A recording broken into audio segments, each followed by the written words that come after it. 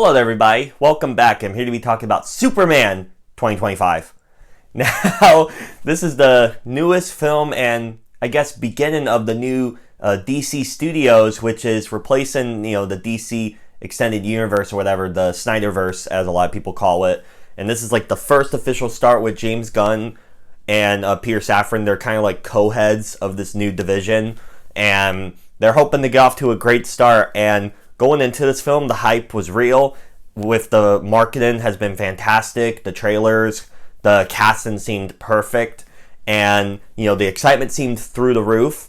And this film follows Superman, having already been Superman for a couple of years now, and of course he's dealing with one of his arch rivals, Lex Luthor, and it's a bunch of other characters that are in here. There's a lot of conflict and stuff that is, it's really hard to dive into without spoiling stuff. So I'm going to give you a spoiler warning because I feel like I need to talk about this film with spoilers. And so going into this film, obviously, let me just get this out of the way right now. The performances across the board I think are really solid, especially, Superman himself. David Cornsweet did a fantastic job. Really happy that he has been able to get this role. And of course, one of my underrated actors that I really wish people would talk more about is Nicholas Hoult, who played Lex Luthor. He did a terrific job. And it's funny because going in, I've been hearing a lot of people saying he's horrifying, he's terrifying, and just incredible evil mastermind. And I'm watching the film and I'm just laughing my ass off because I could not take bro seriously at all. I mean, there's moments where he's intense and stuff, but I don't know. I thought he was such a goof ass. He was just so. He was basically the biggest hater ever that I've seen in a film. His hatred and his intensity of hatred for Superman and what he does in the film, it's just incredible. It's so funny in some ways. Also, it does get pretty tense and stuff, don't get me wrong, but I just was smiling whenever bro was on screen because it was so funny. A lot of the side cast I think was pretty solid. Obviously, the actress that played Lois Lane, I liked her chemistry with, Superman. I thought they were really good. And speaking on that, one of my main criticisms I want to mention with the film is how the film starts. So the film kind of starts just throwing you into the fray, and how it starts, it reminded me of Uncharted 2, which is one of my all-time favorite games. That's an incredible piece of media. That game starts with you being Nathan Drake, the main character, is stuck in this train wreckage in in the Himalayas or whatever, in the freezing cold. And after he survives, you cut to a flashback and it builds up the story on how he gets there. Well, this film, as a lot of you know from the trailers and all, it shows Superman crash into the snow all beat up and stuff, and him getting healed and all, and you're like, okay, what's the build up? What happened before this?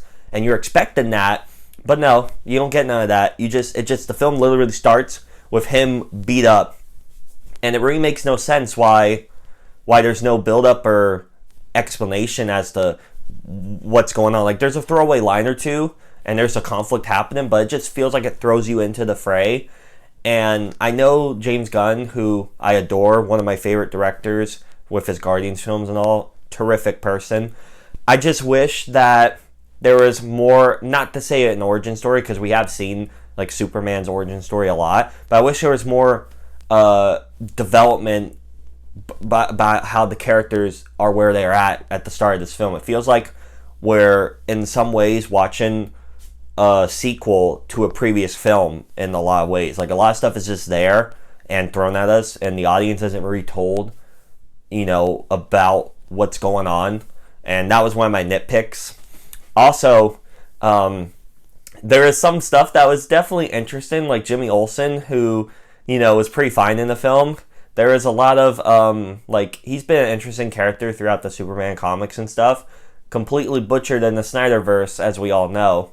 And so the choice that they made him kind of someone who is getting all these hot, beautiful women attracted to him when he looks like a nerd, like a dork. I thought that was fascinating. And the fact that the one girl who was with Lex, that turned out to be a big plot point, was actually insane.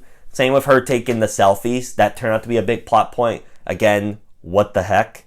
It was not to say I'm mad about those, but I just thought that those were very interesting choices. And so, and so of course, like the film, obviously the score, which obviously incorporates a bit of John Williams' original score with some kind of techno, like retro type of music. I thought that the score and the music overall was fantastic. The colors, this is a really colorful film, which is definitely a big contrast from previous DC films, and I just really appreciate that. Superman is supposed to be full of hope, full of, light, and so I think the color made sense with the film, so I really appreciated that department.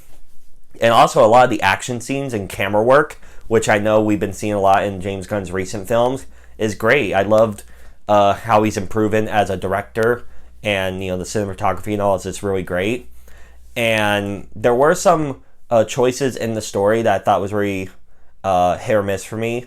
Like there is with his parents, Clark Kent's parents, how he originally thinks they're known as like kind of good guys. They help when they save Clark from his destroying planet, and there's no like malice and like, all right, you're gonna take over this world and stuff. But here they kind of make it where he's supposed to be like a dictator and a ruler from that message that we kept seeing referenced throughout the film. And that reminded me of Batman the Telltale series, where they made Bruce Wayne's parents actually kind of evil and horrible. And so it's we've seen this kind of like what if portrayed before, but I just don't know how to feel about it. That doesn't really seem like how the characters were, his original parents. But I guess with the overall message about his new family, the Kents are really wholesome and sweet, and him being raised by them kind of helped shape him into the person he becomes, this hero and symbol of hope. So I guess like in terms of the message in there, I do think it's done well overall, but I was interested with that choice that they made. And also, speaking with all the film, I do have to mention I was really worried going into this film because there was a lot of controversy. Obviously, you have the Snyder cultists that were trashing on it and wanting to hate it, which I don't take them seriously. They're annoying.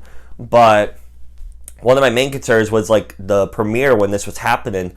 I don't know where this came from, but there was like a hit piece, this seemed moved out of thin air, that they were trying to attack MAGA. And that reporter in particular, that Variety reporter, I think he's a scumbag.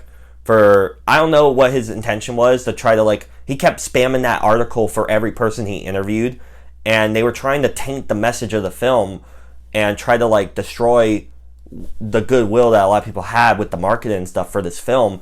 And I think that contributed to the box office. Now, not to say this is bad at all. This is a really solid start, and we have to see what its second weekend drop is and stuff. But this film was being projected to open to, a bit higher than that. And so the fact that it opened this low compared to, I heard numbers like 130, 175, 150. I heard all sorts of numbers, and it ended up opening in the 120 range. And that's really unfortunate because the film overall is a lot of fun, especially like a fun summer movie. It had great performances, great effects, good fight sequences, and the overall story's pretty solid, although a lot of my nitpicks with how it starts and all that. And also another thing that annoys me is how people are trying to throw their politics into the film, which I get. Superman obviously is an immigration type of story. We know this has been a part of the character for a while, so that type of critiques I think annoys me. But there's some other outly world stuff that is being used to love or hate the film, and I think that's really unfortunate because I really don't think that was the intention of the team behind this film. And it just feels like people just can't take politics off the brain for 5 seconds and just enjoy a film for what it is. And I think that's really unfortunate, and that might change people's perception on if they like the film or not. But overall, with all that said, those are my thoughts on Superman 2025. Again, thank you all so much for watching. It means so much to me. And what did you think of this film? If you had the chance to see it, please let me know down below in the comment section. And if you want to hit the bell as well to get notified of when I upload, that would mean so much to me. Again, thank you all so much for watching, and I'll catch you later. Bye.